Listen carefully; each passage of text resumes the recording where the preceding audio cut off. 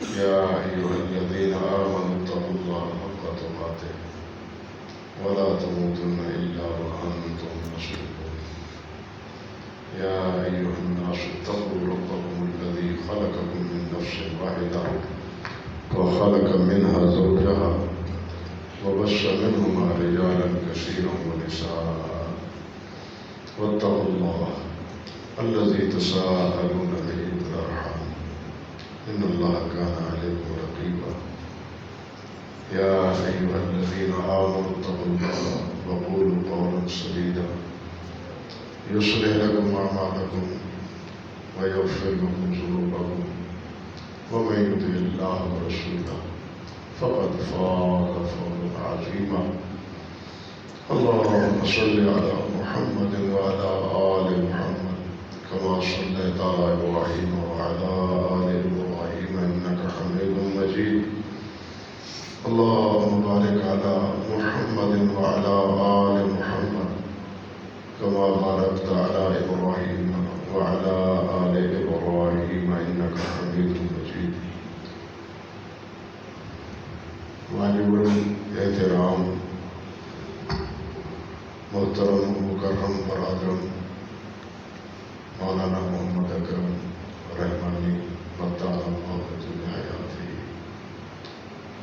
محترم جناب ڈاکٹر ادیب الرحمان صاحب، جناب محترم یزدانی صاحب اور برادری گرامی قدر محترم مولانا حافظ عبدالرحمان صاحب اور دیگر تمام بزرگان کرام اور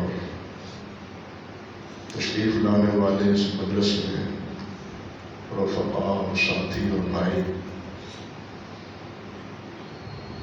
میں اصل میں شدید پشیمانی کا اس وقت شکار ہوتا ہوں جس وقت مجھے گفتگو کا کوئی موضوع نہ دیا جائے اور یہ کہا جائے کہ آپ کی جو مرضی آئے کہیں۔ میرے لیے یہ ابتدائی آزمائشی ترکیب ہوتی ہے یا مرحلہ ہوتا ہے۔ موضوع ہو تو باقاعدہ طالب علم کی حیثیت سے اس کی تیاری کرتا ہوں اور پھر گفتگو کرنے کی اللہ کی توفیق سے کوشش کرتا ہوں۔ یہ میرے فاضل بھائی، میرے ساتھی ہیں، ادارہ علوم عصریہ میں کے فیض یافتہ ہیں اور پھر مدینہ یونیورسٹی سے بھی انہوں نے 4 سال تک ماشاءاللہ فیض حاصل کیا ہے۔ اور محترم ڈاکٹر صاحب تو ایک عرصہ سے وہاں اللہ کے فضل و کرم اور رحمت سے مستفید ہوتے رہے اور حرم میں باقاعدہ ان کا درس بھی ہوتا تھا۔ اور یزدانی صاحب تو دبنگ قسم کے ماشاءاللہ خطیب ہیں اللہ کے فضل و کرم سے۔ اب ان اہل علم اور اس بڑے خطیب کے بعد میرے جیسے طالب علم کی گفتگو وہ مجھے تو نہیں سمجھ آتی کہ اس کی کیا ضرورت باقی رہ جاتی ہے، لیکن جب حکم فرما ہی دیا ہے حافظ صاحب نے تو چند باتیں میں گوش گزار کرتا ہوں۔ جو باتیں میں نے رحمانی صاحب سے سنی ہیں، اپنے یزدانی صاحب سے سنی ہیں، ان کے تناظر میں اور گفتگو کی مناسبت سے اس کے پس منظر میں ایک بات تو یہ ہے کہ نبی علیہ السلام جو ہم سب کے لیے غور و فکر کی اس پر ضرورت ہے۔ نبی علیہ السلام کے بارے میں اللہ سبحانہ و تعالیٰ نے فرمایا ہے اور یہ بات 2-3 جگہ پر اللہ نے فرمائی ہے۔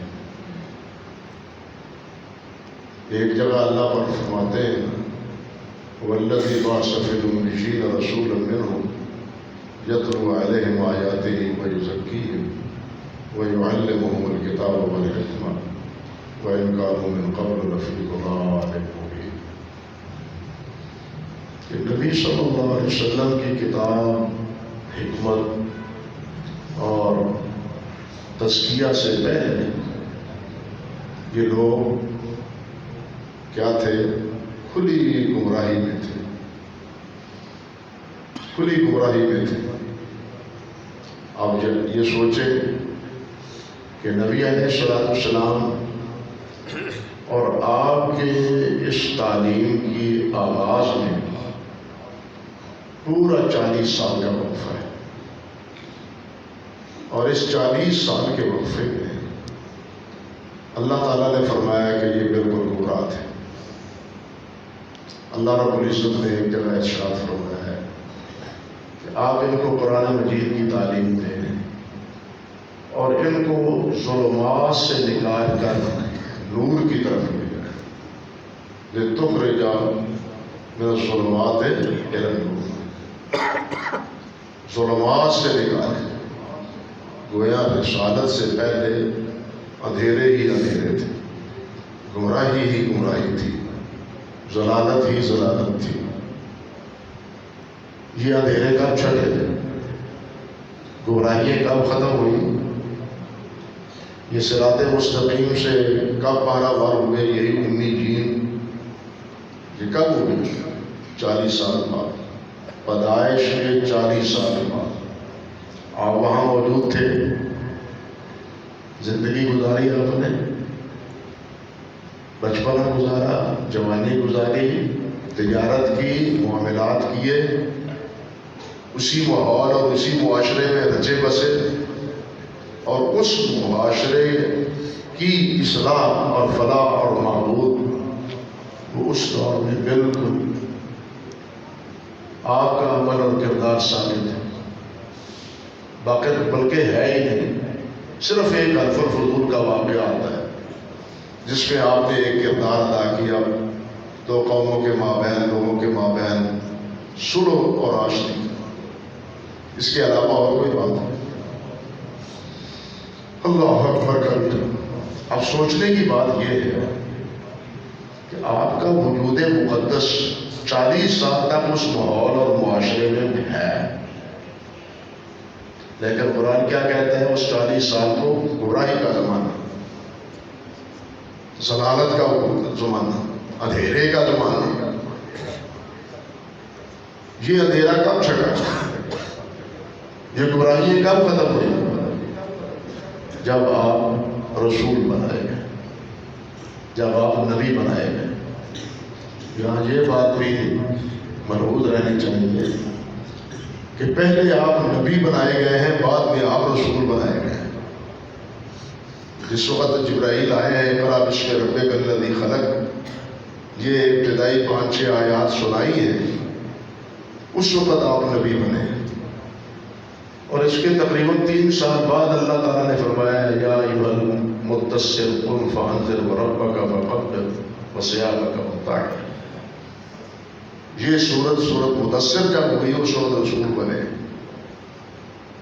رسول کفار کو دعوت دیتا ہے، نبی وہ جو ایمان والے ہوتے ہیں نا ان کی تربیت کرتا ہے، ان کی تربیت کرتا ہے۔ رسول، ہر رسول نبی ہے لیکن ہر نبی رسول نہیں ہے۔ بنی اسرائیل میں رسول کم ہیں، نبی زیادہ ہیں۔ اس امت میں بھی اللہ تعالیٰ نے کیا فرمایا؟ نبی علیہ السلام نے فرمایا کیا ہے؟ العلماء ورثۃ الانبیاء، ورثۃ الرسل نہیں کہا، انبیاء کی وراثت ہے۔ یعنی انبیاء جو تعلیم، اصلاح، ان کی تربیت کا فریضہ سر انجام دیتے تھے، وہی فریضہ اب علماء کے انجام دینے کا ہے۔ مسلمان ہیں، کلمہ پڑھنے والے ہیں، امت میں شامل ہیں، لیکن کچھ گمراہیوں میں مبتلا ہے، کچھ فساد میں مبتلا ہے۔ اب یہ علماء کی ذمہ داری ہے کہ وہ ان کو تعلیم دیں، ان کی تربیت کریں، ان کا تزکیہ کریں۔ العلماء ورثۃ الانبیاء۔ اور یہ تربیت انہی اسلوبوں سے ہو سکتی ہے جو اسلوب اللہ کے رسول نے اختیار کیے ہیں۔ کیوں کہ یہ علماء کس کے وارث ہیں؟ نبی کے، نبی علیہ السلام کے وارث، کسی اور کے وارث نہیں ہے، کسی امام کے وارث نہیں ہے، کسی مجتہد کے وارث نہیں ہے، کسی بزرگ کے وارث نہیں ہیں، یہ کس کے وارث ہیں؟ حضرت محمد رسول اللہ کے وارث ہیں۔ انہیں وہی رنگ، وہی ڈھنگ، وہی طریقہ اختیار کرنا چاہیے جو طریقہ نبی کریم صلی اللہ علیہ وسلم نے صحابہ کرام اور اس وقت کے لوگوں کے لیے اختیار کیا تھا۔ اور وہ کیا طریقہ تھا؟ یعلمہم الکتاب والحکمہ ویزکیہم یتلو علیہم آیاتہ، قرآن مجید کے ساتھ قرآن پڑھ پڑھ کے سنانا، قرآن کی تعلیم دینا، قرآن کی روشنی میں تزکیہ کرنا، اخلاق کو سنوارنا، برے اخلاق سے بچانا، برے اخلاق کی نشاندہی کرنا، حسن اخلاق کے مدارج اور درجات سے آگاہ اور اس کے فوائد سے خبردار کرنا، جس طرح نبی علیہ السلام نے کیا۔ اب یہ علماء کی ذمہ داری۔ لیکن اگر ہمارا اسٹیج اس کی بجائے معذرت سے جگتوں کا اسٹیج بن جائے، مذاق کا اسٹیج بن جائے، ٹھٹھے اور مذاق کا اسٹیج بن جائے، سارا شعر و شاعری کا اسٹیج بن جائے، مجھے بتلائیے کہ یہ یزکی ہے، یعلمہم الکتاب ہے؟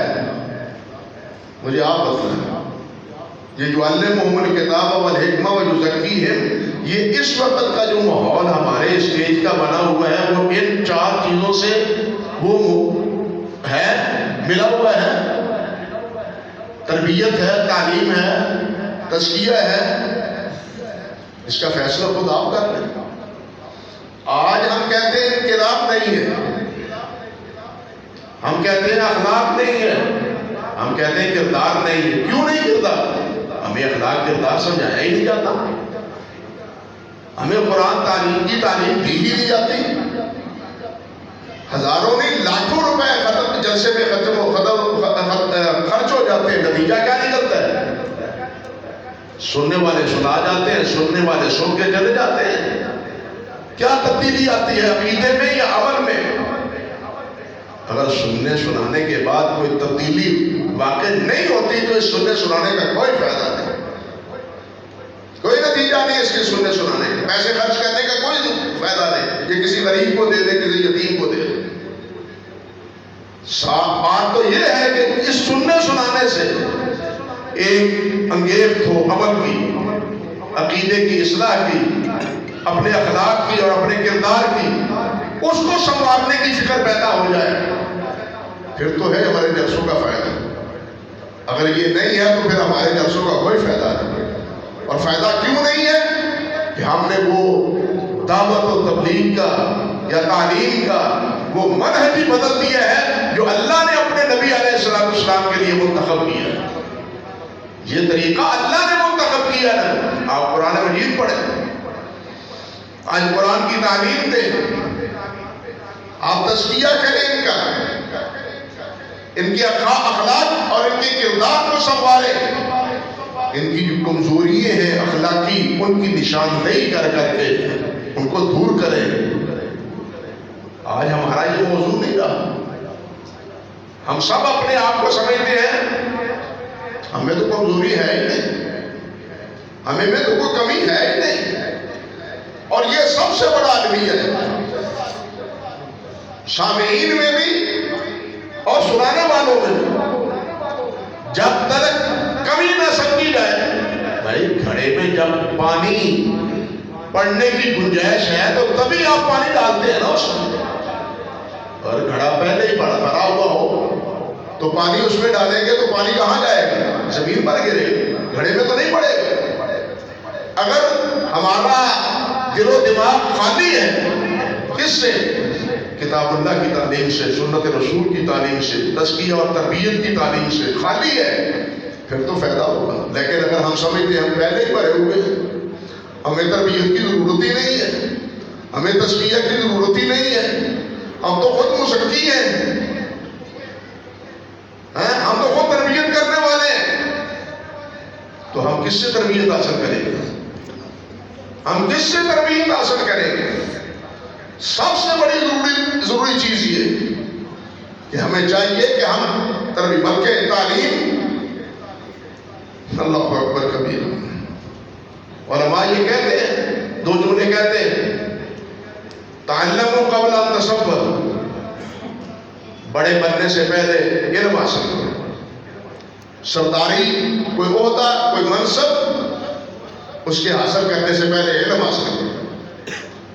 لیکن اس کے پہلو یہ بھی کہتے ہیں، تعدبوا قبل ان تعلموا، تعلیم سے پہلے ادب اختیار کرو. تعلیم سے بھی پہلے ادب ہے. کہاں سے آئے گا ادب؟ اب یہ ادب، آپ حافظ ابن قیم کیا کہتے ہیں؟ یہ مستقل ایک عنوان اور موضوع ہے. حافظ ابن قیم کہتے ہیں الدین کلہ ادب، دین سارے کا سارا ادب ہے. پورا دین اسلام کا خلاصہ ادب ہے. اللہ کا ادب، اللہ کے رسول کا ادب، اللہ کی کتاب کا ادب، اللہ کے گھر کا ادب، اللہ کے اولیاء کا ادب، علماء کا ادب، علم کا ادب، مساجد کا ادب، بیت اللہ کا ادب. یعنی یہ سارے آداب اس میں شامل ہیں. بڑے کا ادب، باپ کا ادب، عالم کا ادب، یہ ساری چیزیں اس میں شامل ہیں. اب تو ادب تو ہم نے کھرچ کے اپنے دماغوں سے نکال دیے.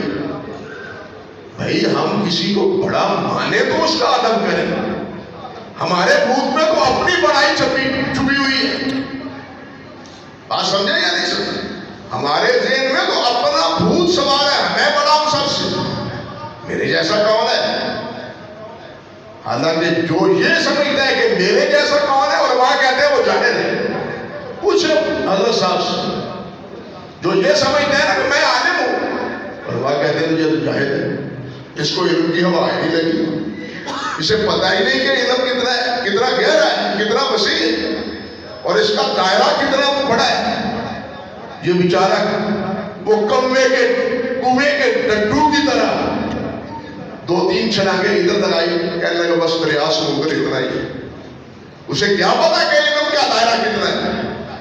امام مالک، قاسم بن محمد بن ابی ابراہیم بن ابی بکر، امام لیث، یہ حضرات جب ان سے کوئی بات کہتے بلکہ امام بخاری نے بھی باب باندھا ہے اس پر، اور وہ کہتے ہیں کہ اللہ ادری نصف العلم، لا ادری نصف العلم. ہم کہتے ہیں ہم تو سب کچھ پڑھے ہوئے ہیں. ہم کس سے آپ پڑھے؟ ہمیں سب کچھ آتا ہے. جن کو ہم اپنے ائمہ کہتے ہیں وہ کہتے ہیں لا ادری. وہ اللہ کے رسول نے لا ادری کہا ہے یا نہیں کہا؟ اللہ کے رسول نے بھی، پوچھنے والوں نے بات چیزیں پوچھی، نبی علیہ السلام نے بات پتا نہیں، جبرائیل آئے کہ پوچھے. یعنی یہ لا ادری میں توہین نہیں ہے کہ مجھے نہیں آتا جی، بلکہ یہ نصف علم ہے. اگر جھوٹ موٹ بتا دیا اس کو تو گمراہ کر کے رکھ دیا اور اپنا بھی بیڑا غرق کر دیا. اگر کہا نہیں آتا تو دیکھنے کی کوشش کرے گا، سمجھے، دیکھنے کی کوشش کرے گا، صحیح مسئلے تک پہنچنے کی ہمت کرے گا.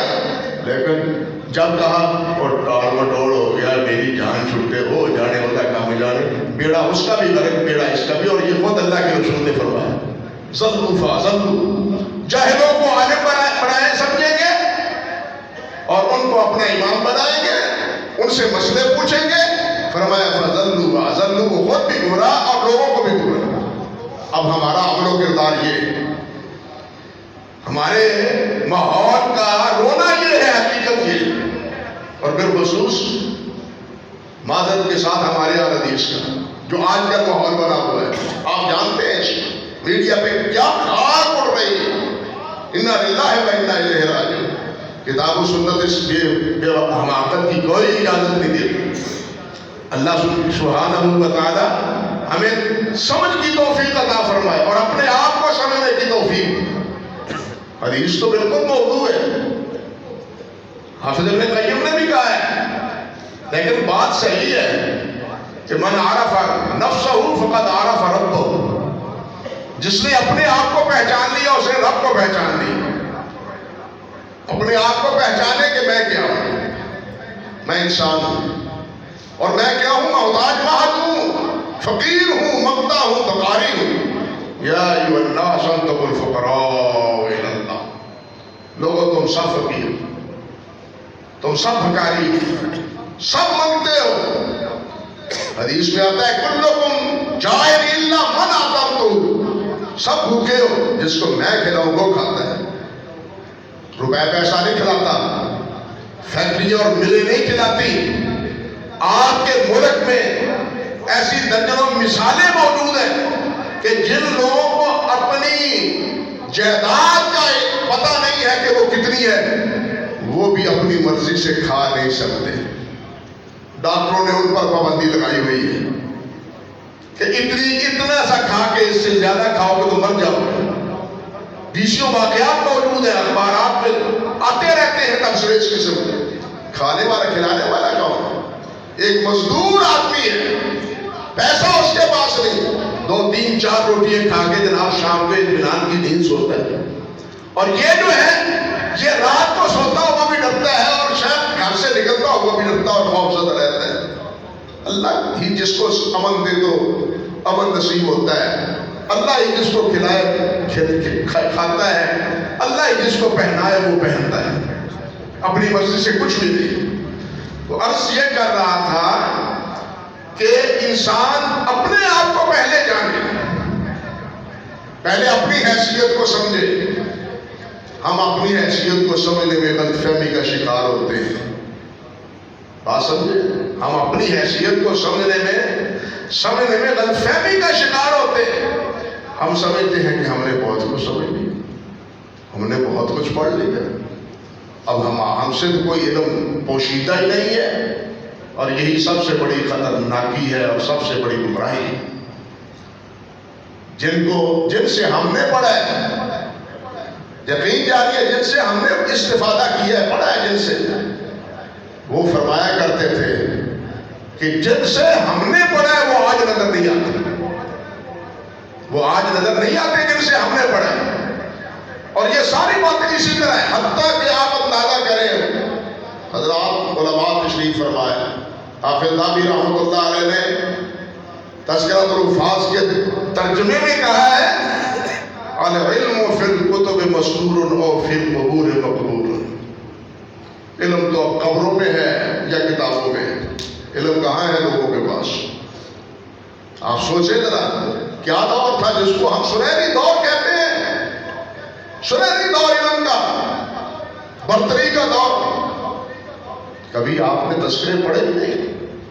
बैठे हैं हाफिज इराकी, बैठे हैं इब्ने हजर, बैठे हैं अल्लामा मिज़्ज़ी, बैठे हैं इब्ने तैमिया, बैठे हैं इब्ने दक़ीक़ुल ईद, बैठे हैं इब्ने अब्दुल अज़ीज़, बैठे हैं और अपनी असानीद से नबी अलैहिस्सलाम तक अहादीस लिखवा रहे हैं, अपनी सनद पढ़ी जा रहे हैं, लिखने वाले लिख रहे हैं। कोई किताब सामने नहीं है, कोई किताब सामने नहीं है, सब इल्म महफूज है अल्लाह के फज़ल व करम से। वो दौर जिनका मैंने नाम लिया, वो दौर, उस दौर में दाबी कहते हैं रहमतुल्लाह अलैह कि अल इल्मु फिल कुतुब मस्तूर, या तो किताबों में है लिखा हुआ इल्म और फिर क़ुबूर मक़बूर या कब्रों में दफन हो चुका है। अब हम किस मुंह सो गए हैं? हम तो सब कुछ कोई पढ़े हुए हैं, फिर हमने नहीं ना अपने आप को समझा, ना इल्म की वुसअत को समझा, ना अपने आप को समझा। अपने आप को अगर ये समझे तो किसी के पास जाए, किसी से इल्म हासिल करें, किसी से तरबियत हासिल करें, किसी से कुछ सीखें। जब इस गलतफहमी में शैतान ने मुब्तला कर दिया हो, कोई चीज हमसे छुपी हुई नहीं तो हम जाएंगे कहाँ? बतलाए मुझे, जाएंगे हम? नहीं जाएंगे। शैतान ने हमें इस गलतफहमी में मुब्तला किया। पहले हमें अपने आप को पहचानना चाहिए कि हमारे पल्ले में क्या है। सही बात यह है कि हमें तो इस दौर में इल्म की हवा भी नहीं लगी। इल्म बहुत वसी है। जब किताबों में पढ़ते हैं ना उलमा के तज़किरे और उनकी किताबों को पढ़ते हैं तो यकीन जानिए यही बात मासूम, हमें तो इल्म का कोई एक अलफ बे भी मालूम नहीं है जहां तक वो पहुंचे हुए थे। अल्लाहु अकबर कबीर, इतना इल्म बना।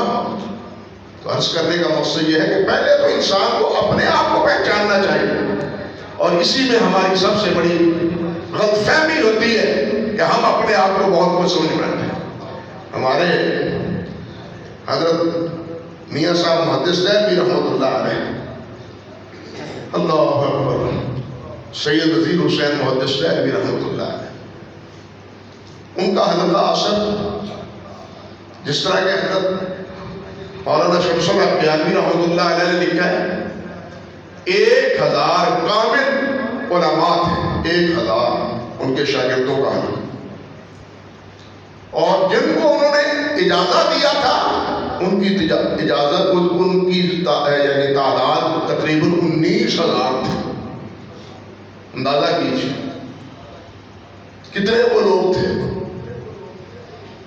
اور انہی میں آج دیکھیں حضرت سید عبداللہ قدروی تھے رحمۃ اللہ علیہ، اور ان کے ساتھی مولانا غلام رسول قلعہ میاں سے ضلع گوجرانوالہ کے تھے۔ یہ دونوں حضرات اکٹھے پڑھنے گئے ہیں حضرت میاں صاحب رحمۃ اللہ علیہ کے پاس۔ آپ اندازہ کریں کہ وقت کا محدث ہے، پاکستان کا ہی نہیں عرب کا بھی، عرب کے بھی اس وقت کے جتنے بڑے بڑے شیوخ تھے وہ یہاں خط لکھنے کے، مولانا ڈیانوی کو خط لکھ دیں کہ ہمیں حضرت شیخ سے اجازت لے دیجیے، اجازت دے دیجیے، ہم ان کے شاگرد بننا چاہتے ہیں، ہمارے لیے اعزاز ہے ان کا شاگرد ہونا۔ جو اس وقت کے وہاں محدث تھے عرب میں، وہ خطوط لکھتے تھے، بلکہ حضرت محدث جہانوی رحمۃ اللہ علیہ کی مستقل کتاب ہے المکتوب اللطیف الی محدث الشریف، یہی کتاب کا نام ہے المکتوب اللطیف۔ مولانا جہانوی سعودیہ کے حج پر وہاں علماء کا جھگڑا ہوا، ہمیں اجازت لے کے دی، یہاں سے خط لکھے، مولانا نے یہ خط وہاں سے لکھا، مولانا حضرت محدث رحمۃ اللہ علیہ، اس وقت 4-5 مہینے لگتے تھے حج کو آپ میں آنے جانے کے لیے، یہ آج نہیں گئے اور آئے، تو اتنی دیر میں جناب انہوں نے اجازت بھی دے دیا۔ یہ مستقل کتاب ہے حضرت دیانوی رحمۃ اللہ علیہ، یعنی اتنا بڑا محدث 60 سال تک قال اللہ و قال الرسول کا سبق دیا، اور ہزاروں شاگرد ہیں۔ مگر آپ یہ سن کے حیران ہوں گے کہ فرمایا کرتے تھے کہ عبداللہ غزنوی حدیث مجھ سے پڑھ کے گیا ہے اور نماز مجھے پڑھ کے سکھا گیا ہے۔ کچھ لفظ سمجھے، نماز پڑھنی مجھے سکھا گیا ہے، نماز پڑھنی مجھے سکھا گیا ہے اور مجھ سے حدیث سیکھی ہے۔ اب یہ استاد ہے، یہ شاگرد ہے۔ استاد کیا کہہ رہے ہیں؟ میرے شاگرد نے مجھے نماز پڑھنی سکھائی ہے۔ آج کوئی استاد سوچ سکتا ہے یا اس کے بارے میں یہ تصور ہو سکتا ہے؟ حاشا وکلا نہیں۔ پھر یہی مولانا غلام رسول رحمۃ اللہ علیہ وہ حج پر جاتے، ان کے 2 بیٹے تھے، 2 بیٹے تھے، اپنے وصیت نامہ میں لکھتے ہیں، پتہ نہیں زندگی کا فارغ ہو جائیں تو پھر وقت کے شیخ سید عبداللہ غزنوی کے پاس جا کے کچھ وقت لگائیں، ان کی خدمت میں بیٹھ کے تزکیہ اور تربیت حاصل کریں۔ یہ وصیتیں ہو رہی ہیں۔ یہ کون تھے؟ آپ کے اسلاف تھے، آپ کے بزرگ تھے۔ یہ لکھوی خاندان اور یہ غزنوی خاندان کیا تھا؟ جو سب لوگ ان کے فیض یافتہ تھے، وہ اسی تربیت کے نتیجے میں تھے، جس کا آج فقدان ہے۔ اور فقدان اس لیے ہے کہ ہم سمجھتے نہیں کہ ہماری تربیت بھی ہونے والی ہے۔ بھائی جاہل ہو تو علم کی ضرورت ہے، وہ علم کی ضرورت سمجھے۔ تربیت کی اخلاق کی کمی ہے تو اخلاق سنوارنے کی فکر کریں۔ اور آپ تو حیران ہو گئے کہ محدثین نے آداب پر، اخلاق پر مستقل کتابیں لکھی ہیں، اخلاق سنوارنے پر، آداب سیکھنے پر مستقل کتابیں لکھی ہیں۔ یہ حدیثیں صرف یہ نہیں بخاری اور مسلم، ابو داؤد، ترمذی اور نسائی ہے، اخلاقیات پر مستقل کتابیں، آداب پر مستقل کتابیں، تاکہ ہمیں ادب آئے، ہمیں ادب آئے۔